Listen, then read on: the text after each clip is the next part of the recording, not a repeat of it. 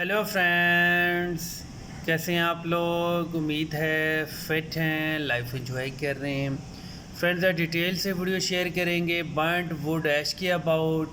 मतलब जो लकड़ियाँ जलाने के बाद जो राख मिलती है, जिसको हम ऐश कहते हैं, उसको हम अपने सभी प्लांट्स में यूज़ कर सकते हैं। इसके बहुत सारे बेनिफिट्स हैं। इसमें कैल्शियम, नाइट्रोजन, पोटाशियम, आयरन और थोड़ा सा जिंक भी होता है। अगर आप बात करें तो इसके अंदर जो सबसे इम्पॉर्टेंट इंग्रेडिएंट है वो होता है सल्फ़र। वो भी बहुत ज़बरदस्त होता है आपके प्लांट्स के लिए। और थोड़े से पहले वक्तों के अंदर जब हम सीड्स को ग्रो करते थे तो हम सीड्स के ऊपर थोड़ा सा पानी लगा के उसको राख के अंदर मिक्स कर देते थे, क्योंकि ये 100% एंटी फंगल होता है और ये जो छोटे मोटे इंसेक्ट्स होते हैं उनको भी आपके सीड्स को बचाता है। अब ये आप अपने सभी प्लांट्स में यूज़ कर सकते हैं, चाहे वो फ्रूटिंग हो या वेगीज़ हो या बड़े साइज़ के प्लांट हो, फ्रूटिंग प्लांट्स हो। ये आपके प्लांट को एक बार बूस्ट करता है और आपके प्लांट की पीएच को कंट्रोल करता है, लेकिन आपने कभी भी इसको बार बार यूज़ नहीं करना है।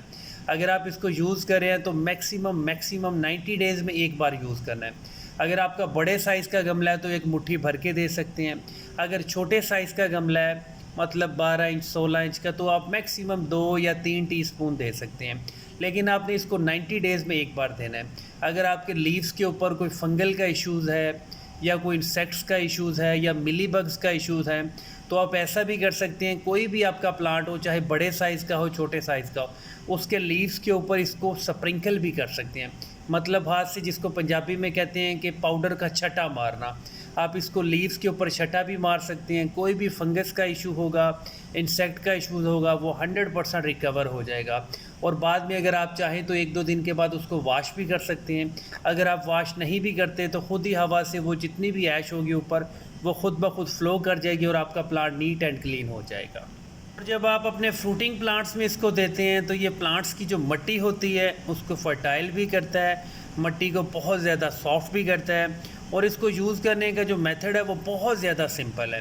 आप ऐसा करें, पहले प्लांट की जो गमला है उसकी थोड़ी सी गोडी कर लें, जिसको आप गुडाई कहते हैं। उसके बाद थोड़ी सी ऐश ऊपर डाल के, ऊपर मिट्टी डाल के थोड़ा सा पानी फ्लड कर सकते हैं। और जो आपकी ऐसे प्लांट्स हैं जो बल्ब से ग्रो होते हैं, चाहे वो ज़ाफ़रान हो, ग्लेडियस हो या ट्यूब रोज़ हो, उनके गमलों में आप लाजमी यूज़ किया करें, क्योंकि जो बल्ब से ग्रो होता है प्लांट, उसका जो बल्ब होता है उसमें फंगस का इशूज़ बहुत जल्दी लग जाता है। और ऐसे प्लांट्स जो बहुत ज़्यादा सेंसिटिव होते हैं, जिसको फंगल के इश्यूज़ हों या ओवर वाटरिंग की वजह से फंगस लग जाए, उन प्लांट्स के अंदर भी आप ऐश यूज़ कर सकते हैं। लेकिन इसकी क्वांटिटी आप फिक्स समझें, 90 डेज़ में एक बार छोटे गमले में 2 से 3 टीस्पून। अगर बड़े साइज़ का प्लांट है, गमले में है, तो एक मुट्ठी दे सकते हैं। अगर आपका प्लांट क्यारी में लगा है, फिर चाहे आप 1 किलो 2 किलो जितना मर्ज़ी स्प्रिंकल कर दें, कोई इशू नहीं है। क्योंकि जब ज़्यादा बड़ी क्यारी होती है तो ज़्यादा सरफेस एरिया होता है, मिट्टी ज़्यादा ऑब्जॉर्व करती है और आप प्लांट्स का जो आपको प्लांट है वो जल्दी से जल्दी बूस्ट होता है। अब बहुत सारे लोग ये भी कमेंट्स करते हैं कि ये हमें वुड ऐश कहाँ से मिलेगा, क्या हम बारबेक्यू से ले सकते हैं। इसका जो सबसे सिंपल प्रोसेस है वो यही है कि आप अपने आसपास कहीं से तंदूर देखें, क्योंकि तंदूर में यूज़ होती है ओरिजिनल लकड़ी, कोयला नहीं यूज़ होता, सिर्फ़ और सिर्फ लकड़ी यूज़ होती है। जो लकड़ी की ऐश होती है वो बहुत ज़बरदस्त होती है। और पाउडर्ड फॉर्म वाली लिया करें, मतलब जितना ज़्यादा फ़ाइन पाउडर होगा उतना ज़बरदस्त होगा। और अगर आपको लकड़ी की ऐश नहीं मिलती है तो जो बारबेक्यू होती है, जहाँ पे तिक्का पुट्टी चलती है, वहाँ पे जो कोयले होते हैं जिसको आप चारकोल ऐश कहते हैं, वो भी यूज़ कर सकते हैं। उसका जो मिकदार है, जो उसकी क्वांटिटी है, वो कम यूज़ कर सकते हैं, क्योंकि वो बहुत ज़्यादा फुली डिकम्पोज नहीं होता, कच्चा पक्का रह जाता है। दूसरी ऑप्शन ये भी है, कोई इशू नहीं है।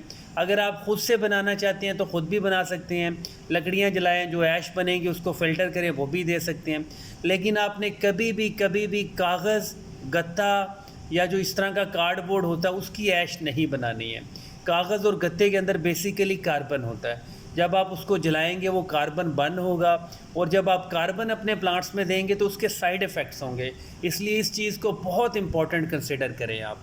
और अगर आप किसी गांव से बिलोंग करें या आना जाना है तो वहाँ पे गोबर की थापियाँ होती हैं। मतलब कभी आपने देखा हो, पिंडों के अंदर दीवारों के ऊपर बड़े बड़े वो डेकोरेशन पीस लगाए होते हैं, वो गोबर की थापियाँ होती हैं। अगर आप उनकी ऐश बनाना चाहती हैं तो वो सबसे बेस्ट होता है, क्योंकि उनके अंदर मिट्टी भी है, तूड़ी भी है, गली सड़ी गोबर भी है, और बहुत सारी उसमें ऐसी मिट्टी भी डाली होती है जिसका वज़न बनाया जाता है। इसलिए उनको जला के आप राख बना सकती हैं, ऐश बना सकती हैं, बहुत पावरफुल होता है। आप अपने किसी भी प्लांट्स में दे सकते हैं, कोई इशू नहीं है, समर हो विंटर हो कोई इशू नहीं है। अगर आपके इंडोर प्लांट्स हैं उनमें भी आप दे सकते हैं, कोई इशू नहीं है, लेकिन थोड़ी क्वांटिटी में देना है। स्पेशली जो आपके फ्लावरिंग प्लांट्स हैं उनको ये बहुत ज़्यादा बूस्ट करता है। और जो आपका चूना होता है, जो भुजा हुआ चूना होता है, जो पत्थर वाला चूना होता है, उसको आप पाउडर बनाएं, उसको पानी में सोक कर दें 2-3 दिन के बाद। उस पानी को थोड़े से फ्रेश पानी में मिक्स करके वो भी आप गमलों में डोज़ कर सकते हैं। मतलब बर्nt वुड ऐश और आपका जो चूना है, भुजा हुआ चूना, ये 2 ऐसे पाउडर हैं जो आपके प्लांट्स को बूस्ट करते हैं। इनडायरेक्ट फर्टिलाइज़र है, इंसेक्ट किलर हैं, और आपके प्लांट को एक बार बूस्ट भी करेंगे। स्पेशली जो आपके सिट्रस के प्लांट हैं, वेगीज़ के प्लांट हैं, उनको बहुत ही हेल्पफुल होगा ये।